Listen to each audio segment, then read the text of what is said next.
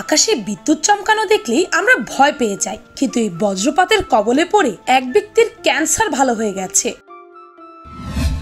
কারো আবার টাইফয়েড রোগ সেরে গেছে, কেউ হঠাৎই পিয়ানো বাজানো শিখে গেছে, আবার আরেকজন তো যে কিনা অন্ধ ছিল আর তার উপর বজ্রপাত হওয়ার পরেই সেই ব্যক্তি ফিরে পায় চোখের আলো। আবার আরেকজনের তো বহু বছরের বধিরতা দূর হয়ে গেছে। এই দাগগুলো হচ্ছে লাইটনিং ট্রি স্কার্স, বা এগুলোকে লাইটনিং ফ্লাওয়ারও বলা হয়। বজ্রপাত কারো শরীরের উপর পড়লে এমন দাগ হয়ে যায়। যদিও বজ্রপাতের কবলে পড়ে 90% মানুষ বেঁচে যায়, কিন্তু 10% মানুষ মারা যায়। তবে আজকের এই ভিডিওতে আমি আপনাদেরকে শোনাবো এমন কিছু মানুষের সত্য ঘটনা, যারা কিনা বজ্রপাতের কারণে হয়তো কোনো সুপার পাওয়ার অর্জন করেছে, নতুবা তাদের বহুদিনের অসুখ সেরে গেছে।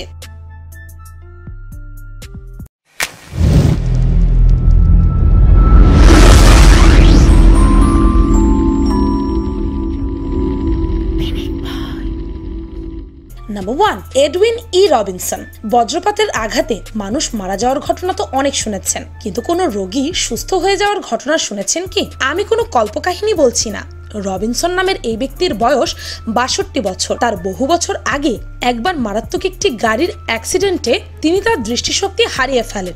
এমনকি তিনি কানেও কম শুনতেন। দৃষ্টিশক্তি ফিরে পাওয়ার যখন সব আশা তার শেষ হয়ে যায়, তখনই ঘটে চমৎকার। হঠাৎ একদিন তিনি বৃষ্টিতে বাইরে বের হলে তার উপর পড়ে বজ্রপাত, আর এরপরে তাকে অ্যাডমিট করা হয় হসপিটালে।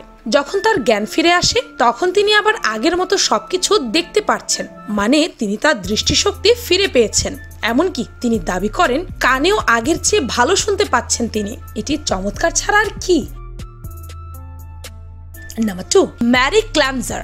22 বছর বয়সী ম্যারি ছোটবেলা থেকে মাল্টিপল স্ক্লেরোসিস নামের রোগে ভুগছিলেন। এটি এমন একটি রোগ যা আস্তে আস্তে পুরো শরীরকে প্যারালাইজ করে ফেলে, যেমনটা ম্যারির হয়েছিল। তার পা দুটো প্যারালাইজ ছিল, তাই তাকে চলাফেরা করতে হুইল চেয়ার ব্যবহার করতে হতো। এক বৃষ্টির দিনে সে গোসল করছিল, তখন হঠাৎই বাইরে প্রচুর বজ্রপাত শুরু হয়। সেই সময় ম্যারির হাত ঝর্ণার ধাতব হাতলে ছিল, আর তখনই ঘটে দুর্ঘটনা। হঠাৎ করে প্রচন্ড বজ্রপাত হওয়ায় তার শরীরে প্রচন্ড রকম শক লাগে, আর ম্যারি সেখানেই অজ্ঞান হয়ে যায়। এরপরে তাকে দ্রুত হসপিটালে নিয়ে যাওয়া হয়।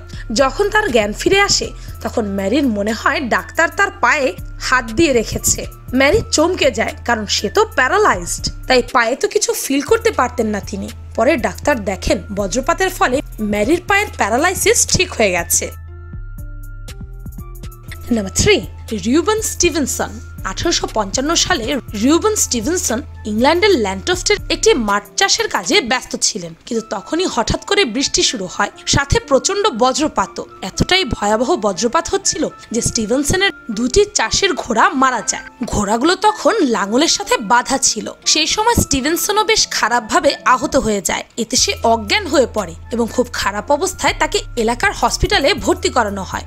যদিও কিছুক্ষণ পর তার জ্ঞান ফিরে আসে, তখন ডাক্তার অ্যালিসন রুবেনের মধ্যে এক অদ্ভুত জিনিস লক্ষ্য করে, কারণ সে রিপোর্টে দেখেন স্টিভেনসনের ঠোঁটে যেই টিউমারটি ক্যান্সারের রূপ ধারণ করেছিল, সেটা হঠাৎ করেই সেরে গেছে। বহু রিসার্চের পর বেরিয়ে আসে আসলে ওই মারাত্মক বজ্রপাতের ফলে স্টিভেনসনের ক্যান্সার ভালো হয়ে গেছিল। Number 4, Tony Sicoria. টনি একজন অর্থোপেডিক ডক্টর, যিনি একদিন রাতে জরুরি কাজে হসপিটালে যাচ্ছিলেন, কিন্তু সেদিন রাতে বেশ বৃষ্টি হচ্ছিল, সাথে ছিল প্রচন্ড বজ্রপাত। অনেক বেশি গুরুত্বপূর্ণ কাজ হওয়ায় তার এই বৃষ্টির মধ্যেই মেডিকেলের রওনা দিতে হয়েছিল, কিন্তু রাস্তায় হঠাৎই ঘটে বিপত্তি। রাস্তায় ফোন বুথ থেকে ফোন করার সময় তার উপরে পড়ে বজ্রপাত। তবে এতে তিনি মারা যাননি, বরং পেয়ে গেছেন সাপে বর। কিভাবে?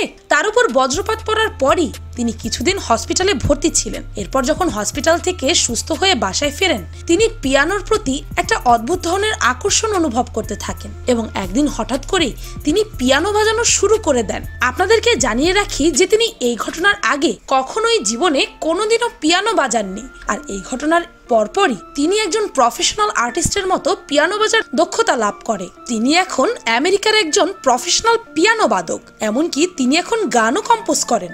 ভাবতে পারছেন এটা সুপার পাওয়ার ছাড়া আর কি? Number 5, Brian Skinner. বজ্রপাতের কবলে পড়ে একজন ব্যক্তির জীবন পাল্টে যায়। তিনি সাধারণ মানুষ থেকে অসাধারণ মানুষে পরিণত হন। তার কাছে চলে আসে সুপার পাওয়ার। ব্রিয়ান স্কিনার একজন অস্ট্রেলিয়ান ফটোগ্রাফার। তিনি একদিন বজ্রপাতের ছবি তুলতে বাইরে বের হয়েছিলেন। তখনই হয় বিপত্তি। তার উপর এসে পড়ে বজ্রপাত। আসলে তার হাতের উপর বজ্রপাত পড়েছিল। গুরুতর আহত না হলেও তার হাত কালো হয়ে যায়, এমনকি তার বিয়ের রিংটিও বেঁকে গিয়েছিল। কিন্তু এরপর থেকেই তিনি তার মধ্যে এক অদ্ভুত ঘটনা লক্ষ্য করেন। তিনি খুব সহজেই যেন মানুষের মনের কথা জানতে পেরে যাচ্ছিল। মানুষ মনে মনে কি ভাবছে তিনি খুব সহজেই যেন বুঝতে পারছিলেন, যা তিনি এর আগে কখনোই বুঝতে পারতেন না। এমনকি দূরের জিনিসও আগের চেয়ে ক্লিয়ারলি দেখতে ও শুনতে পারছিলেন, যা সাধারণ মানুষের থেকেও বেশি তীক্ষ্ণ। Number 6, faith মবলে। 2017 সালের জুলাই মাসে আরেকটি অদ্ভুত ঘটনা ঘটে। 16 বছর বয়সী ফেইথ ম্যাকডোনাল্ডের কাজ করছিল। সে সময় বাইরে থেকে অনেক বৃষ্টি আর বজ্রপাত হচ্ছিল। হঠাৎ করে বজ্রপাতের বিদ্যুতের ঝটকা পাইপ দিয়ে ফেইথের পায়ে এসে পড়ে। এতে তার জুতো প্রায় ছিঁড়ে ফুটো হয়ে যায় এবং সে অজ্ঞান হয়ে পড়ে। এই অবস্থা দেখে তার সহকর্মীরা দ্রুত 911-এ কল করে ফেইথকে হসপিটালে অ্যাডমিট করেন। জ্ঞান ফেরার পর ফেইথ লক্ষ্য করে যে সে চশমা ছাড়াও আরো অনেক বেশি ক্লিয়ার দেখতে পাচ্ছে, এমনকি তার আইবলের কালারও চেঞ্জ হয়ে গেছে। ভাবতে পারছেন? Number 7, Mrs Warren Williams. 2005 সালে এক বজ্রপাতের ফলে নিউ ইয়র্কের মিসেস ওয়ারেন উইলিয়ামসের জীবন বেঁচে যায়। ওয়ারেনের টাইফয়েড হয়েছিল আর তখন ডাক্তার বলেছিল তাকে আর বাঁচানো যাবে না, কারণ বিষ তার পুরো শরীরে ছড়িয়ে পড়েছে। তাই অসুস্থ অবস্থায় সে তার রুমেই শুয়ে থাকতো বেশিরভাগ সময়। কিন্তু একদিন হঠাৎ প্রচুর বজ্রপাতের ফলে তার রুমে আগুন ধরে যায়। এতে সে শকের কারণে অজ্ঞান হয়ে পড়ে। তখন তার স্বামী তাকে রুম থেকে উদ্ধার করে প্রতিবেশীর বাসায় নিয়ে যায় এবং ডাক্তার দেখায়। ডাক্তার এসে তার কিছু টেস্ট করায়।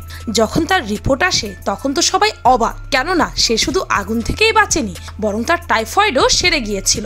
ডাক্তারের মতে বজ্রপাতে অদ্ভুত শক্তিশালী এক এফেক্ট ছিল, যা তার শরীরে প্রবেশ করে তাকে সুস্থ করে তুলেছে।